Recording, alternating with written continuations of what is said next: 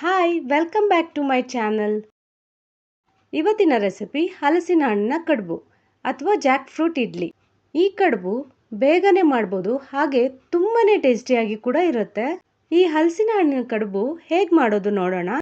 ಮೊದಲನೇದಾಗಿ ಹಲಸಿನ ಹಣ್ಣನ್ನು ಕಟ್ ಮಾಡ್ಕೊಳ್ಳೋಣ. ನೋಡಿ, ನನ್ನ ಜೊತೆ ನಮ್ಮ ಕ್ಯೂಟ್ ಪುಟ್ಟು ಇದ್ದಾಳೆ. ಆ್ಯಕ್ಚುಲಿ ಇದು ನಮ್ಮನೆ ಮರದಲ್ಲೇ ಬೆಳೆದಿರೋದು ಹಲಸಿನ ಹಣ್ಣು. ಈಗ ಹಲಸಿನ ಹಣ್ಣನ್ನು ಕಟ್ ಮಾಡಿ ನೀಟಾಗಿ ಬಿಡಿಸಿ ರೆಡಿ ಮಾಡಿ ಇಟ್ಕೊಳ್ಳೋಣ. ನೋಡಿ, ಈ ರೀತಿ ಬಿಡಿಸಿ ಹಲಸಿನ ಹಣ್ಣನ್ನು ರೆಡಿ ಮಾಡಿ ಇಟ್ಕೊಂಡಿದ್ದೀನಿ. ಇನ್ನೊಂದು ಕಡೆ ಒಂದು ಪಾತ್ರೆಗೆ 2 ಲೋಟ ಅಕ್ಕಿ ಹಾಕಿ ನೀರಲ್ಲಿ ಚೆನ್ನಾಗಿ 2 ರಿಂದ 3 ಸರಿ ತೊಳೆದು 2 ಗ್ಲಾಸ್ ನೀರು ಹಾಕಿ 1 ಅವರ್ ನೆನೆಯೋದಕ್ಕೆ ಬಿಡಬೇಕು. ಈಗ ಅಕ್ಕಿ ನೆನೆಯುವಷ್ಟರಲ್ಲಿ ಬೇಕಾಗಿರೋ ಇಂಗ್ರೀಡಿಯೆಂಟ್ಸ್ ನೋಡ್ಕೊಂಡು ಬರೋಣ. ಅಕ್ಕಿ 2 ಗ್ಲಾಸ್ ತಗೊಂಡಿದ್ದೀನಿ. ಹಲಸಿನ ಹಣ್ಣು 1 ದೊಡ್ಡ ಕಪ್ನಲ್ಲಿ ತಗೊಂಡಿದ್ದೀನಿ. ಬೆಲ್ಲ 1 ಕಪ್ ತಗೊಂಡಿದ್ದೀನಿ. ನಿಮಗೆ ಸ್ವೀಟ್ ಎಷ್ಟು ಬೇಕು ನೋಡ್ಕೊಂಡು ಹಾಕೊಳ್ಳಿ. ಕಾಯಿ ತುರಿ ಅಂದರೆ ನಾನಿಲ್ಲಿ 1 ಫುಲ್ ಕಾಯಿನ ತುರಿದು ಇಟ್ಕೊಂಡಿದ್ದೀನಿ. ಏಲಕ್ಕಿ 6 ರಿಂದ 7 ತಗೊಳ್ಳಿ ಫ್ಲೇವರ್ಗೆ. ಹಾಗೆ ಉಪ್ಪು ರುಚಿಗೆ. ಈಗ ಮಿಕ್ಸಿ ಜಾರ್ಗೆ ನೆನೆಸಿಟ್ಟಿರೋ ಅಕ್ಕಿ, ಬೆಲ್ಲ, ಕಾಯಿ ತುರಿ, ಹಲಸಿನ ಹಣ್ಣು, ಉಪ್ಪು ಹಾಗೆ ಏಲಕ್ಕಿ ಪುಡಿ ಸ್ವಲ್ಪ ನೀರು ಹಾಕಿ ನುಣ್ಣಗೆ ರುಬ್ಕೋಬೇಕು. ಈ ಥರ ಇಡ್ಲಿ ಹಿಟ್ಟು ರೆಡಿ ಆಗಿದೆ.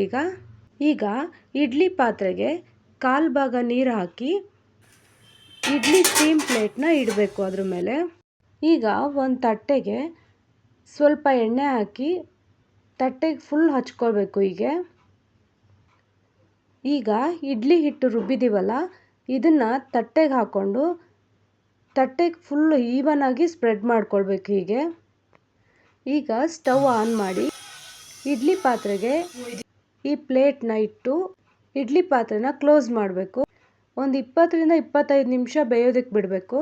ಯಾಕಂದರೆ ಹಲಸಿನ ಹಣ್ಣು ಹಾಕಿರೋದ್ರಿಂದ ಸ್ವಲ್ಪ ಟೈಮ್ ತಗೊಳುತ್ತೆ ಬೇಯೋದಕ್ಕೆ. ಈಗ 25 ನಿಮಿಷ ಆಗಿದೆ, ನೋಡೋಣ ಬನ್ನಿ. ಈ ಥರ ಚಾಕುಯಿಂದನೋ ಇಲ್ಲ ಸ್ಪೂನಿಂದನೋ ಚೆಕ್ ಮಾಡಿ. ನೋಡಿ, ಕರೆಕ್ಟಾಗಿ ಬೆಂದಿದೆ. ಈಗ ತಣ್ಣಗಾಗಿದೆ. ಈಗ ಕಟ್ ಮಾಡ್ಕೊಳ್ಳೋಣ. ಇದು ಕಡುಬಾಗಿರೋದ್ರಿಂದ ನಾನು ಸ್ವಲ್ಪ ದೊಡ್ಡದಾಗೆ ಕಟ್ ಮಾಡ್ಕೊಂಡಿದ್ದೀನಿ. ಚಿಕ್ಕದಾಗೂ ಕಟ್ ಮಾಡ್ಕೊಳ್ಬೋದು. ಈಗ ಸರ್ವ್ ಮಾಡೋಣ. ಇದನ್ನು ಹಾಗೆ ಕೂಡ ತಿನ್ಬೋದು, ತುಪ್ಪದ ಜೊತೆ ಕೂಡ ತಿನ್ಬೋದು. ತುಂಬಾ ಟೇಸ್ಟಿಯಾಗಿರುತ್ತೆ.